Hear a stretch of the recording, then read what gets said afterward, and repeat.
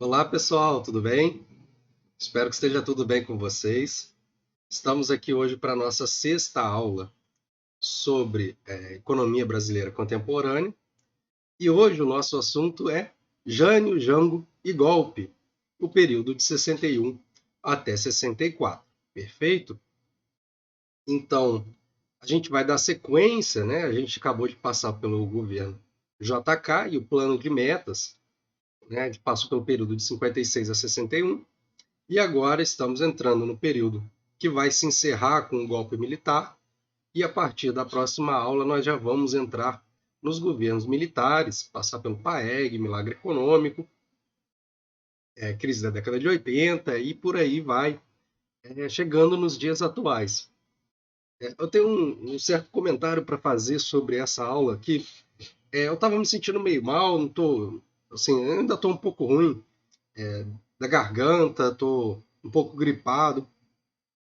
Aí eu falei, poxa, se eu tiver muito ruim, não tiver com condições de gravar, eu vou postar a aula do semestre passado, que também está muito boa, mas é claro que eu gostaria de agregar outras coisas nessa aula, melhorar, mas se eu não tivesse condições, eu iria recolocar aquela aula. Só que eu fui ver a aula do semestre passado, sobre esse mesmo período, e eu também estava gripado na aula de lá. Então eu cheguei a uma conclusão, né, de que sempre que eu vou falar do Jânio Quadros ou do João Goulart, eu fico gripado. E eu acho que é porque a gente vai se aproximando do período militar, eu não gosto muito do período militar, então eu já começo a ter algumas alergias, algumas reações, né? E tem um outro lado também, né? Esse período, de 61 a 64, eu acho que é um dos períodos mais difíceis de você ter uma leitura concisa, adequada, de tudo que aconteceu efetivamente, porque, por um lado, você também vai ter um descontrole político muito grande para atribuir determinado resultado do que aconteceu a um político ou ao outro é, é muito complicado nesse período de 61 a 64, um período de muita turbulência e que vai se encerrar com um golpe militar, perfeito? Então peço paciência a vocês, que eu ainda estou um pouquinho ruimzinho, qualquer coisa eu paro aqui, né, congelo aqui a imagem e depois eu volto, mas de todo modo vou tentar fazer essa gravação adicionando novos elementos, né? Primeiro, a principal referência que eu utilizo é o capítulo 2 do Jambiagem, principalmente para a separação, a delimitação dos diferentes períodos e dos resultados. A discussão que você vai ter na economia brasileira de Getúlio Dilma, no capítulo 6, eu acho ela muito interessante. Eu acho ela, assim, muito boa mesmo. Então, recomendo que vocês leiam também o capítulo 6 lá da Economia Brasileira de Getúlio Dilma.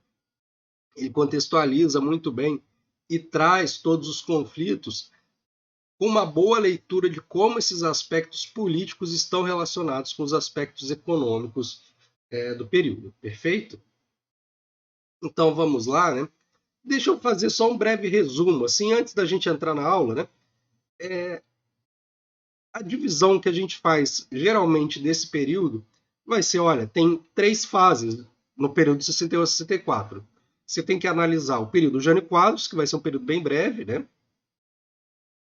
Vai ser marcado principalmente por uma instrução da SUMOC. A gente vai falar do período Jango, parlamentarista, que a gente vai falar um pouco da ação do Moreira Salles. E no período presidencialista a gente vai falar mais do plano trienal com o Celso Furtado, perfeito? E é um período muito curto, né? Vocês verem, a gente falou, né, na última aula só sobre o período JK, foram 5 anos, na verdade foram 50 anos em 5, e nessa aula a gente vai falar de 3 anos muito difíceis, perfeito? E mesmo assim com muitas mudanças.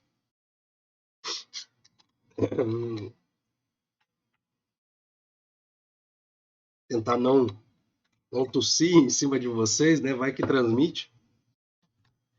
Então, o que acontece? Vamos lá. Contexto do fim do período JK. A gente vai falar que o processo de industrialização ele vai se intensificar durante esse fim do período JK, né? Principalmente a área de bens de consumo duráveis, bens de capital, altas taxas de crescimento, acompanhadas de altas taxas de inflação, que se aceleram principalmente nos últimos 2 anos do governo JK.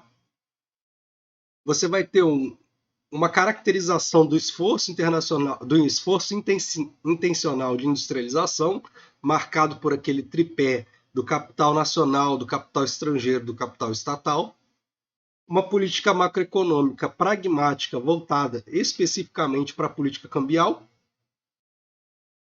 Você vai ter uma certa estabilidade política, um certo consenso, um certo acordo em cima do populismo, desenvolvimentismo para a sociedade brasileira. E também é marcado por um período de amadurecimento da indústria brasileira.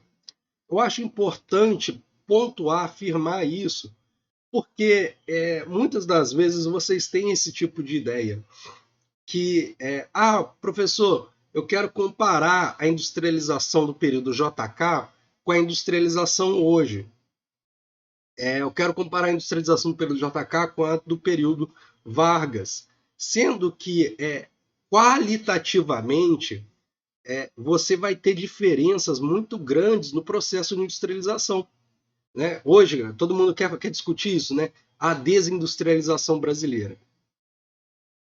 Quando a gente fala de industrializar o Brasil hoje, a gente não está falando de industrializar o Brasil no mesmo sentido que era industrializar durante o período JK. Você está falando de uma outra fase, de um outro momento do processo industrial, perfeito? Então, às vezes vocês ficam muito focados em números, em quantitativos de crescimento da indústria, e às vezes vocês não se atentam para a qualidade, para o tipo, para a particularidade do setor industrial que hoje é necessário nesse processo de industrialização. Muita atenção, então, gente, quando vocês forem comparar esses processos. E aqui, né, a gente está entrando no período Jânio, Jango, Janjan, né, para resumir, a gente já está falando de uma certa caracterização industrial na qual o debate sobre a industrialização ele vai ter que adquirir outras formas, perfeito? Não dá para a gente ficar com aquele mesmo discurso do período JK ou pré-JK de como industrializar, por exemplo, o setor de bens duráveis. A gente já tem uma certa consolidação desse setor. E, bom, a eleição seguinte ao governo JK foi vencida pelo governador de São Paulo, o Jânio Quadros, né, do PTN, e para vice-presidente foi eleito o João Goulart, trabalhista do PTB, que vocês vão lembrar, né, que era ministro do Trabalho lá no segundo governo Vargas, perfeito? E o Jânio, né, tinha como lema varrer para longe a inflação e a corrupção do governo anterior, simbolizado pela empunhadura de uma vassoura. O Jânio Quadros ele queria acabar com isso que estava aí, né? Ele queria dar uma faxina e resolver os problemas de corrupção do Brasil. O João vai representar, né, o João Goulart vai representar a parte trabalhista que esteve presente no governo do JK, perfeito? Então você vai ter um panorama muito problemático para a economia brasileira em 61, que vai ser caracterizado justamente por uma ruptura, né, do populismo desenvolvimentismo, que seria justamente o Jânio Quadros, essa figura, né, que vai trazer essa polarização política. Você vai ver uma aceleração da inflação e, por outro lado, você não vai ver mais o acompanhamento daquele processo de aceleração da atividade econômica. Você vê o ritmo da atividade econômica decaindo e o processo inflacionário se mantendo. Você vai ter uma deterioração das contas públicas externas, principalmente por conta do financiamento externo do desenvolvimento, né? Então, o Jânio Quadros ele vai herdar os desafios, os principais problemas macroeconômicos da era JK e vai fazer o uso, né, vai ser caracterizado por políticas econômicas ortodoxas, como a forte desvalorização cambial e a unificação do mercado de câmbio. Né? A gente vai falar da Instrução 204 da SUMOC, mas também tem outras, tá? Contenção do gasto público, política monetária contracionista e redução dos subsídios às importações de petróleo e trigo. Então, o Jânio ele vai entrar como uma figura que também vai tentar fazer esse acerto de contas, perfeito? E, bom, vamos falar então dessa instrução 204 da SUMOC, que vai estar bem associada à unificação do mercado cambial. A unificação do mercado cambial ela vai ser um processo muito longo, né? Porque vocês vão lembrar que a gente tinha várias categorias de câmbio e que você agora tem um certo interesse em simplificá-las e torná-las uma só, né? De modo que você facilite esse fluxo de cambiais, perfeito?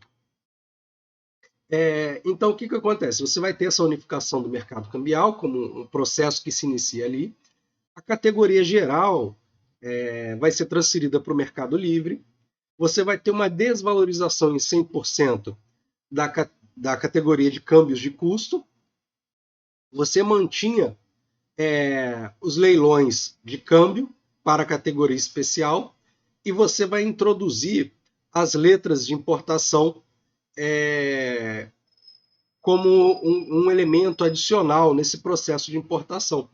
Basicamente, você tinha que fazer uma espécie de depósito no momento em que você adquirisse aquela licença de importação. Então, o direito de importar ele era acompanhado de um certo depósito do recurso, perfeito? Você vai ter outras instruções que vão caminhar no mesmo sentido de resolver problemas, primeiro, né, de simplificar esse processo, esse mercado cambial, mas também de melhorar a questão das contas do governo, perfeito? Principalmente das contas externas. Na instrução 208, por exemplo, né, eu falei que vai ter uma série de instruções, mas a instrução 208 vai ter um destaque também. Claro, o fundamental é vocês lembrarem da 204, mas tem outras. Instrução 208, você vai ter a retenção de $22 por saca de café e as demais exportações indo para o mercado livre. E assim, você vai também ter outros processos, né, outras instruções que vão determinar a eliminação do câmbio de custo e a eliminação das letras de exportação, perfeito? Então, o que a gente vai dizer, né? É claro que a gente ainda está num período no qual, quando a gente está falando de política econômica, a gente está falando predominantemente de política cambial, né? Interessante isso quando a gente fala desse período. Mas vai ser caracterizado por essa política econômica ortodoxa que vai trazer um certo realismo cambial, né? O câmbio vai se desvalorizar e você vai ter um desagrado aos populistas, né? Você vai ter um rescalonamento da dívida externa, você vai ter uma série, né, de acordos que vão alterar os prazos dessas dívidas que estavam com vencimento curto, né, para o próximo ano e para o ano seguinte, para prazos maiores. E por outro lado, você vai ver também, na esteira dessas medidas, uma aceleração ainda maior da inflação. Perfeito? As medidas que foram adotadas no início do governo Jânio Quadros foram bem recebidas pelo FMI e pelos credores do Brasil. E com isso, né, foi facilitado o rescalonamento da dívida externa brasileira, que tinha vencimento entre 61 e 65, ou seja, uma dívida de curto prazo, somado à obtenção de novos empréstimos nos Estados Unidos e Europa. O Jânio Quadros ele tinha um plano global para o seu mandato que previa para o ano de 61 o esforço de estabilização doméstica e recuperação do crédito externo, seguido de crescimento com destaque para os capitais estrangeiros, oficiais e privados. Esse é um lado da política econômica do Jânio. E uma coisa que eu não posso deixar de comentar é também sobre a política externa do Jânio, que vai adquirir um caráter mais independente, né? Que vai, inclusive, desagradar alguns liberais. Porque o que acontece, né? O Jânio ele vai inaugurar uma certa condução da política externa que não vai ter aquele alinhamento mais clássico do Brasil com os Estados Unidos. Por exemplo, né, na posição do Brasil contrária ao isolamento de Cuba e nas possibilidades ali vislumbradas de reatar laços com a União Soviética. Só que, de fato, quanto mais a gente fica falando do período do Jânio Quadros, mais me passa a sensação de que a gente está superestimando esse período, né? É, o Quadros não tinha uma base parlamentar de sustentação muito grande e é muito difícil avaliar o resultado dessas medidas econômicas. Em agosto de 61, o Jânio renuncia ao seu mandato, né? E quem deveria ocupar a presidência do país era o vice João Goulart. Tem um debate, né, sobre esse período, muita gente tentando ler, né, o que o Jânio Quadros fez, né? Poxa, o que passou na cabeça dele? Se foi um certo blefe mal sucedido,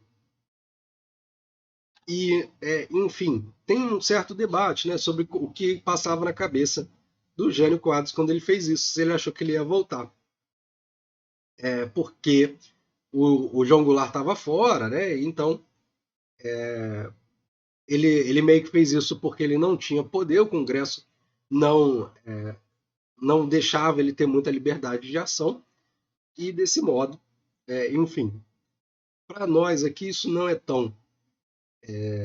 Não é um detalhe que a gente vai explorar tanto, mas é claro que isso é um ponto interessante da história. E na Economia Brasileira de Getúlio e Dilma você tem um pouco mais de conversa sobre isso.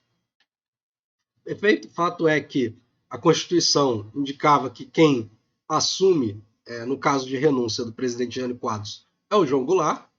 O João Goulart estava em viagem oficial à China comunista, o que iniciou uma forte oposição à sua posse entre os setores militares e civis, culminando assim na organização das forças legalistas lideradas por Leonel Brizola, governador do Rio Grande do Sul, também com um aparato militar, né? A gente vai falar muito o Brizola, ele vai ser uma figura bem ímpar, né?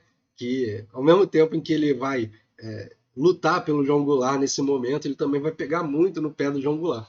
É interessante, perfeito? Para conter essas tensões, né, entre militares e sociedade civil, o Congresso aprova uma mudança no regime de governo, passando para o parlamentarismo.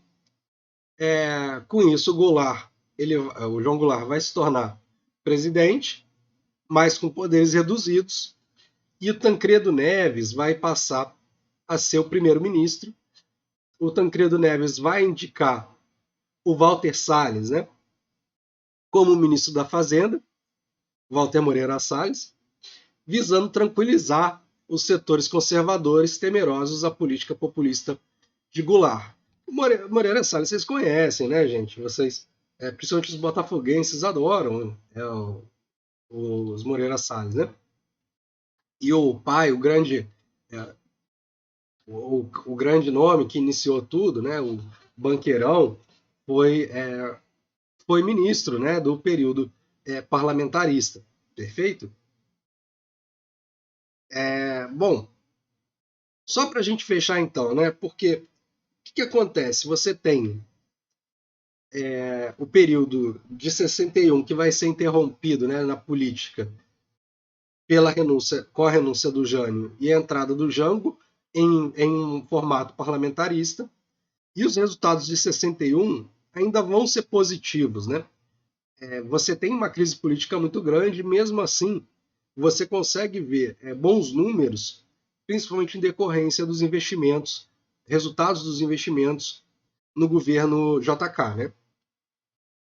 O PIB no ano de 61 vai evoluir 8,6%, a acompanhado de elevação da inflação, que era de 30,5% em 1960 para 47,8% em 1961. Percebam, né, como é que a inflação tem uma boa acelerada, né? Ela cresceu 50%. A taxa de investimento cai para 13,1% do PIB, indicando o fim dos investimentos pesados. Houve crescimento das exportações e redução da razão de dívida externa líquida das exportações.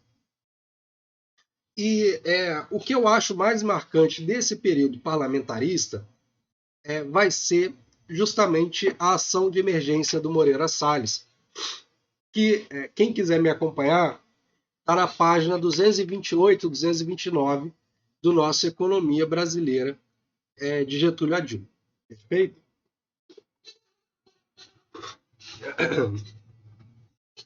Começa assim, né? Tem vários números, né? Vocês podem ver para o período inteiro os dados da inflação, do crescimento, da taxa de câmbio nesse capítulo, né? Esse capítulo tem muitas estatísticas boas. Mas vamos lá, né? Começa assim o parágrafo. O ministro Moreira Salles preparou um programa de governo, apresentado em reunião ministerial, intitulado Ação de Emergência, no qual reconhecia como principal problema o baixo crescimento do PIB, decorrente de questões de financiamento dos investimentos. Era preciso voltar a crescer a taxa histórica do pós-guerra de 7,5% ao ano. É de se notar que o programa já trazia a marca Jango de preocupação social, porque destacava o problema da distribuição de renda, pela absorção dos trabalhadores subempregados, da construção de habitações e saneamento, para melhorar a vida da população. Além da estabilidade de preços, outra fonte de preocupação residia no desequilíbrio do balanço de pagamentos. O ministro Moreira Salles reconhecia ainda a gravidade do problema da inflação. A dificuldade de compatibilizar crescimento com combate à inflação o levou a adotar um receituário ortodoxo, que combinava arroxo monetário e corte de despesas. O problema inflacionário herdado por Jango envolvia um forte componente pelo lado dos custos. A mencionada desvalorização cambial somava-se intensa pressão dos sindicatos por aumento dos salários. Em outubro de 61, o governo concedeu um aumento de 40% ao salário mínimo, permitindo que se recuperasse poder de compra equivalente ao de outubro de 1960, data do último aumento. No tocante à política cambial, os esforços do novo governo pareceram, segundo Fonseca, reverter o ágio cobrado no mercado paralelo, muito sensível à conjuntura.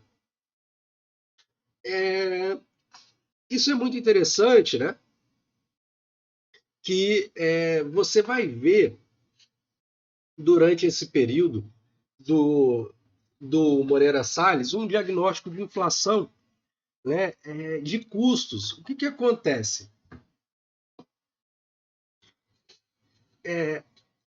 Na medida em que você percebe que o processo de desvalorização cambial ele também culminou, ele também trouxe uma certa elevação dos custos da economia, você tem uma possibilidade de fazer políticas mais voltadas, né, até para um campo mais heterodoxo.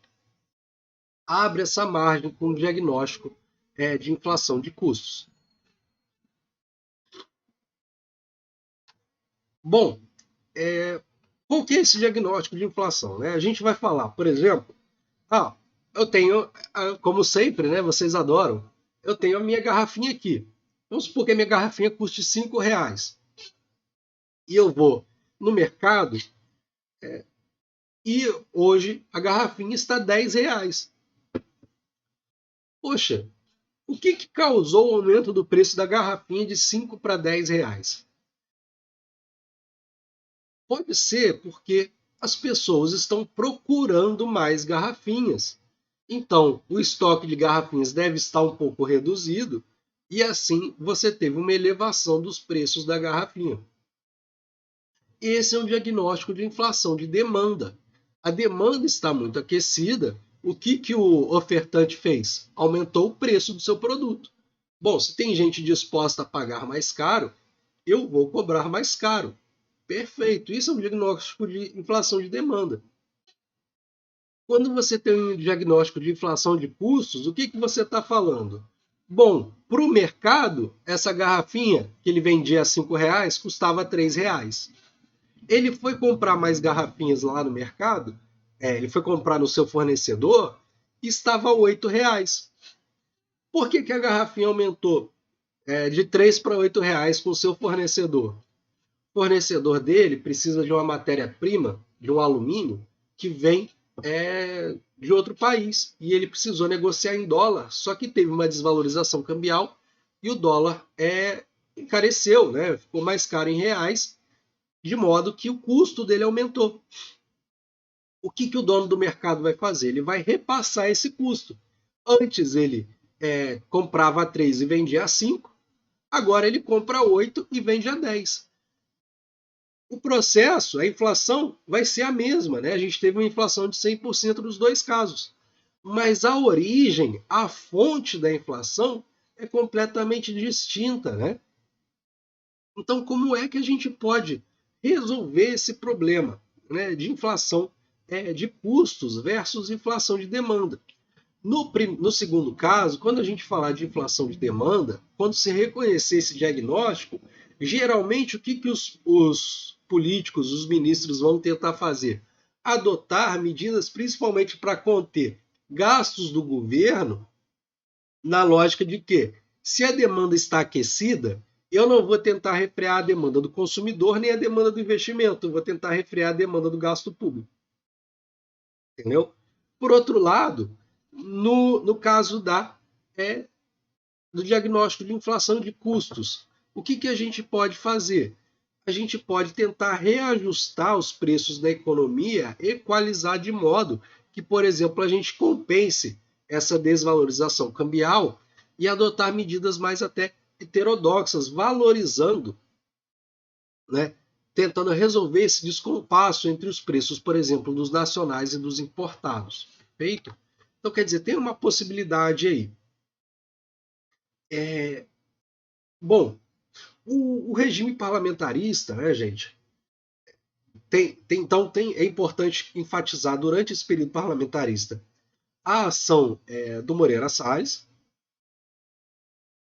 e a gente vai falar agora, né, de como é que se encerra essa fase parlamentarista e a gente vai entrar aí sim no período, no regime presidencialista do Jango, perfeito?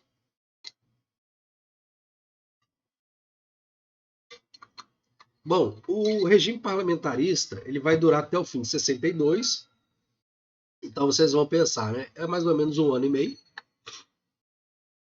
passando por 3 ministros diferentes. É 1 ano e meio, é isso mesmo, exatamente. Então, essa rotatividade, né, de 3 primeiros ministros vai ser caracterizada pelas divergências entre o Goulart, que vai pressionar por um plano de governo mais esquerdista, e os ministérios de um primeiro-ministro, né, de um ministério ali que vai ser desalinhado com o presidente. Em função do bloqueio dos seus poderes, o Goulart vai antecipar o plebiscito sobre o regime do governo, ele consegue, e o plebiscito é antecipado para 6 de janeiro de 63. E assim ele volta, né, para o regime presidencialista. Só que antes do período, antes mesmo do plebiscito, ele já tenta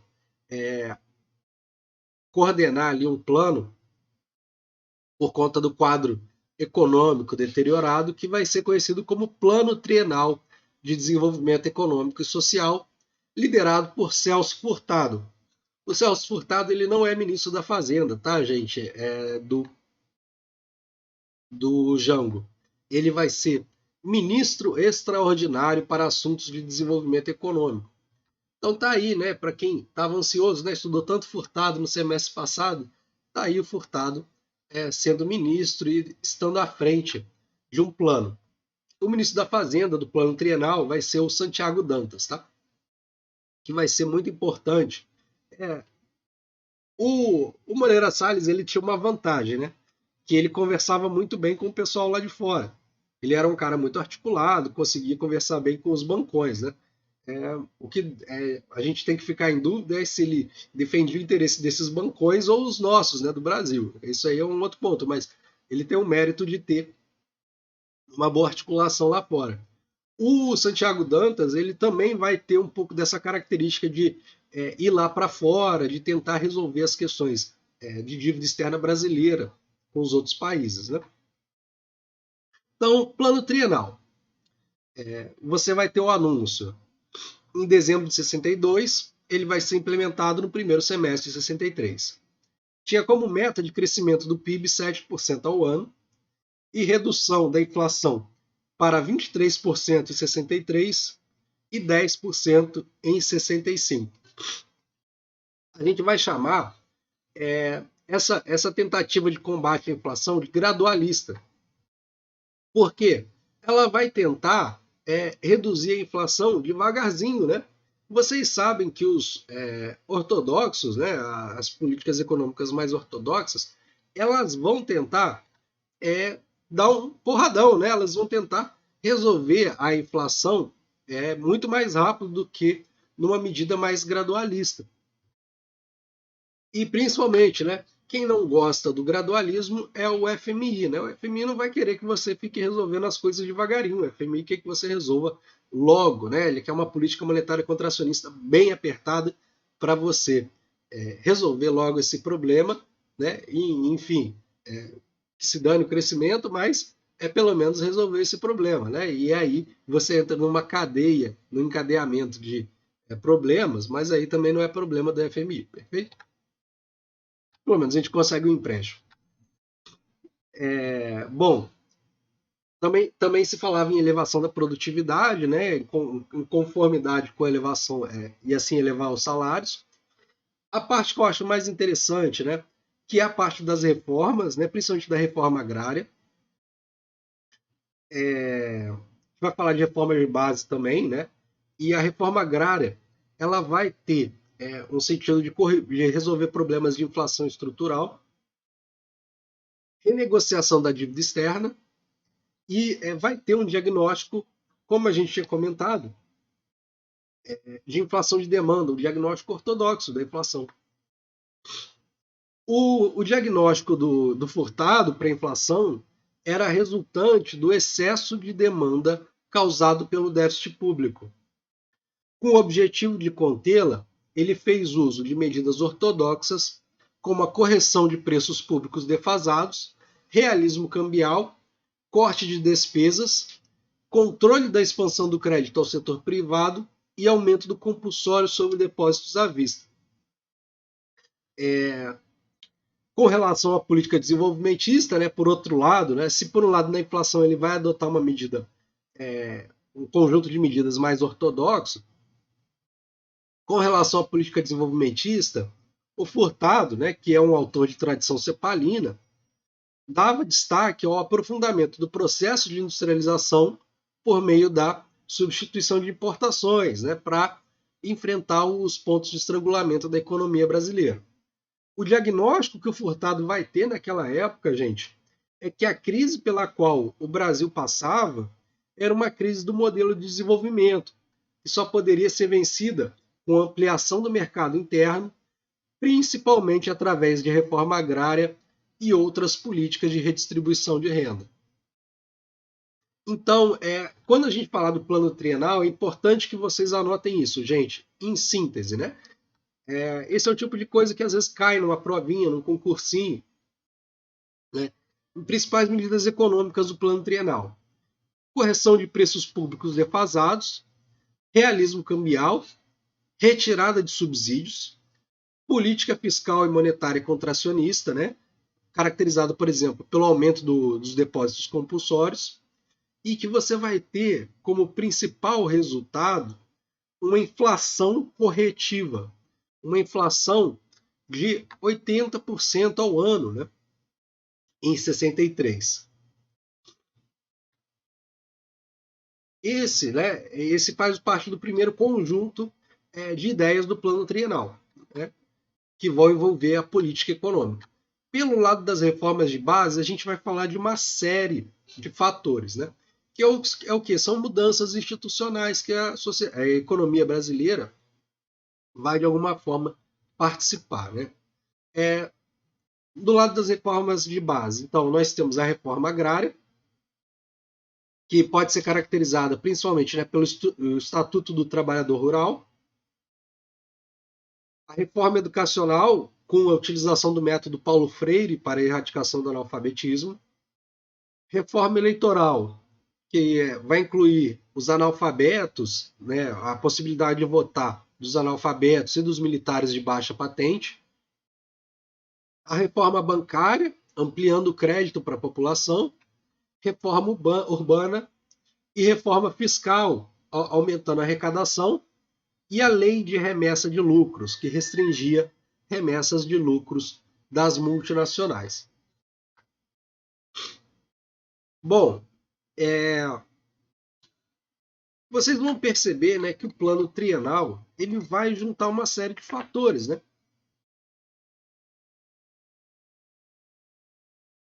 Porque ao mesmo tempo que ele vai tentar fazer um ajuste na economia, ao mesmo tempo que ele tem um caráter de estabilização, ele também vai ter uma certa mentalidade de que são as reformas institucionais, as grandes reformas de base, que vão ser capazes de transformar a trajetória de desenvolvimento do Brasil, né?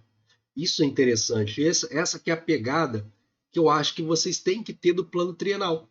O plano trienal ele vai ter esse ar de um plano com várias reformas urgentes pela qual a economia brasileira precisava de passar. Só que você tem esses dois lados, né? Um lado no qual você faz uma briga muito grande pela estabilidade e um outro no qual você vai tentar fazer grandes mudanças institucionais. Perfeito?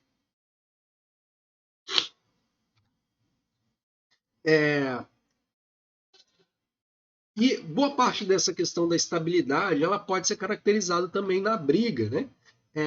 Pelo conforto no balanço de pagamentos.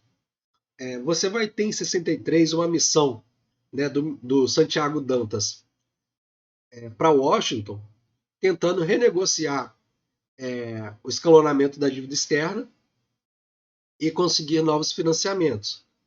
Só que, diferente do Moreira Salles, né, durante o período do governo Quadros, o governo dos Estados Unidos não estava muito disposto a ajudar, em função principalmente da situação política do Brasil mais à esquerda e da aprovação da lei de remessas de lucros, né, que limitava em 10% sobre o capital registrado as remessas de lucro ao exterior. E é aí que entra o problema, né? Com essa dificuldade em retirar o capital do Brasil, com a fase presidencialista mais à esquerda do governo João Goulart, você vai ver uma redução no volume de entrada de investimentos externos, natural, né, dessa condição, decresceu quase 40% entre 56 e 62. E ele também não conseguiu a renegociação de prazos para o pagamento da dívida externa. Então, o que acontece? O investimento, que era coisa de 150 milhões de dólares ao ano, cai para 90 milhões de dólares ao ano. O Dantas não vai conseguir empréstimos necessários para aliviar suas contas, não consegue renegociar prazos, então você vai ter uma crise no balanço de pagamentos da economia brasileira. E é aí que a situação começa a se deteriorar por completo. Né? O que acontece? Por mais que você tivesse ali no plano trienal possibilidades, não é que é possibilidades, você tinha um certo interesse em fazer várias coisas ao mesmo tempo, estabilizar, desenvolver, mexendo em várias frentes, né? Você acaba, quando você se frustra numa dessas áreas, principalmente da estabilidade, né? Com essa crise no balanço de pagamentos, você vê uma intensificação da crise política, e aí o governo Jango ele vai abandonar o plano trienal e vai abrir as portas, né? Vai aumentar o salário mínimo, vai aumentar o subsídio do trigo, do petróleo, recuperar, né, aqueles subsídios que antes eram tirados, aprofundar, radicalizar as reformas de base. Ou seja, é porque isso é uma coisa que às vezes a gente não tem uma leitura muito clara, né? Porque o João Goulart, ele de algum modo, ele vai trazer expectativas para a esquerda. Quando ele está passando ali pelo plano trienal, que é a hora seguinte, poxa, agora é o governo. É claro que a esquerda vai ficar insatisfeita com ele, né? O seu eleitorado, mas não só o seu eleitorado, mas as forças políticas que o apoiaram, né, que lutaram para que ele fosse efetivamente presidente, vão ficar frustradas, né? Porque, poxa, a gente lutou tanto para ter um governo de esquerda e no fim das contas ele não conseguiu fazer nada mais à esquerda. E aí ele, pô, agora então vou abandonar de vez essa ortodoxia, né? Então ele vai abandonar essas medidas contracionistas do plano trienal que, poxa, não agradavam o, a sua, a sua não eram do seu gosto, né? Mas também não agradavam a sua equipe, né? Aos seus próximos na área da política. E aí o presidente João Goulart vai restituir os subsídios ao trigo e petróleo, aumentou em 60% os vencimentos dos funcionários públicos, reajustou o salário mínimo em 56%, e aí você vê a taxa de inflação disparando no finalzinho de 63. Nesse mesmo ano, né, o Goulart vai fazer uma reforma ministerial, você vai ver um descontrole muito grande das contas públicas e o déficit do balanço de pagamentos persistente, principalmente por conta da redução das entradas de capital. E aí que você vai vendo, né, para o ano de 63, uma desaceleração mais forte da atividade econômica, em virtude das medidas contracionistas do plano trienal e de fatores estruturais relacionados à avaria do dinamismo do processo de substituição de importações. E é aí que, gente, a gente vai ter que debater, né? O que causou a estagnação da economia brasileira em 63, que vão levar à ruptura institucional ao golpe de 64. Esse é um debate importante que vocês têm que fazer.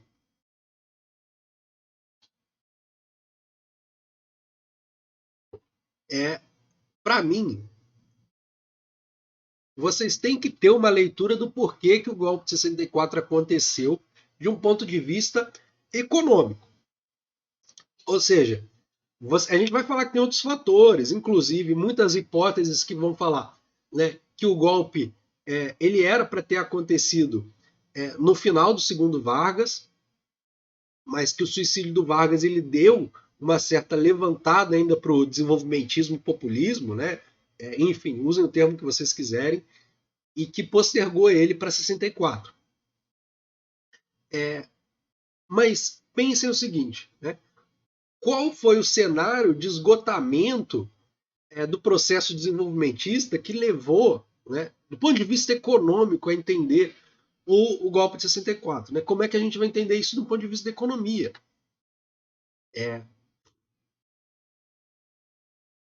Por que a economia brasileira começa a estagnar? Né?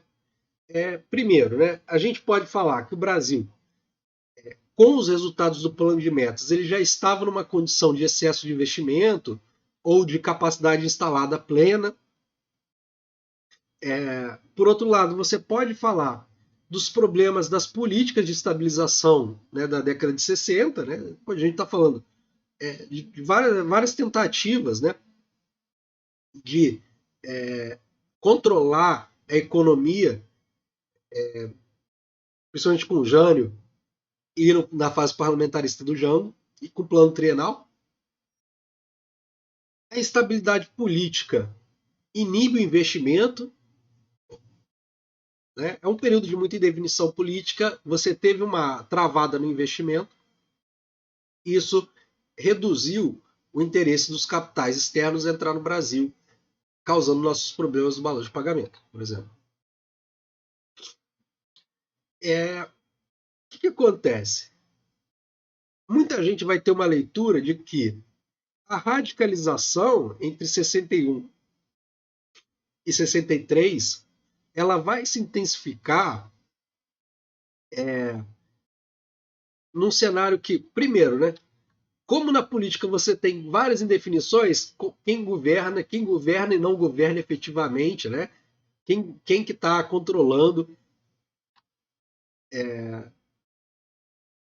que desde o Jânio você começa esse processo de questionar o desenvolvimentismo,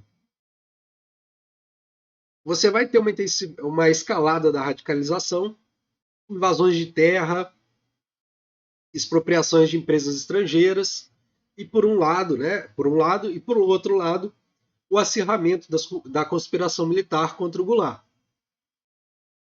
O pedido da aceleração das reformas de base é combatido com manifestações de massa pelos setores conservadores. A maior politização dos quadros das Forças Armadas, principalmente a penetração da ideologia esquerdista entre os subalternos, incomodava os graduados, com medo de perda da disciplina e da hierarquia militar. Tais aspectos resultaram no golpe de 31 de março de 64, que derrubou Goulart. A promessa de melhoria do quadro econômico teria de esperar a adoção do PAEG e também, o que a gente vai falar depois, o milagre econômico. Entretanto, né, o conserto da normalidade institucional anunciado pelos que tomaram o poder com o golpe de 64 vai durar muito tempo, né? Então, gente, o que eu quero dizer para vocês aqui?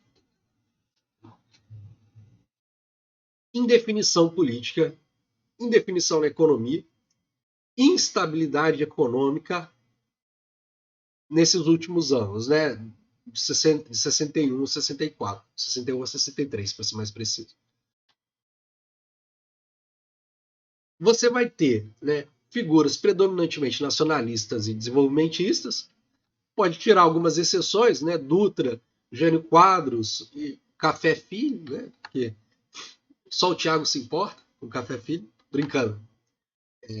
Que a gente comentou, né? Que vão sair um pouco dessa linha mais nacional desenvolvimentista. A gente vai ter uma associação, um crescimento, uma escalada da associação negativa do desenvolvimentismo com o populismo, né? Vai falar, isso aí é populismo, isso aí também vai estar associado à corrupção, você vai ter uma certa... você vai criar alguns estereótipos em cima do processo desenvolvimentista. Por outro lado, né, é aquela coisa também que vocês têm que refletir. O processo de expansão da indústria durante a fase desenvolvimentista, ele teria que necessariamente encontrar gargalos e problemas e dificuldades, né, gente? Não teria como a gente fazer um processo de industrialização como país subdesenvolvido sem que a gente passasse por processos inflacionários.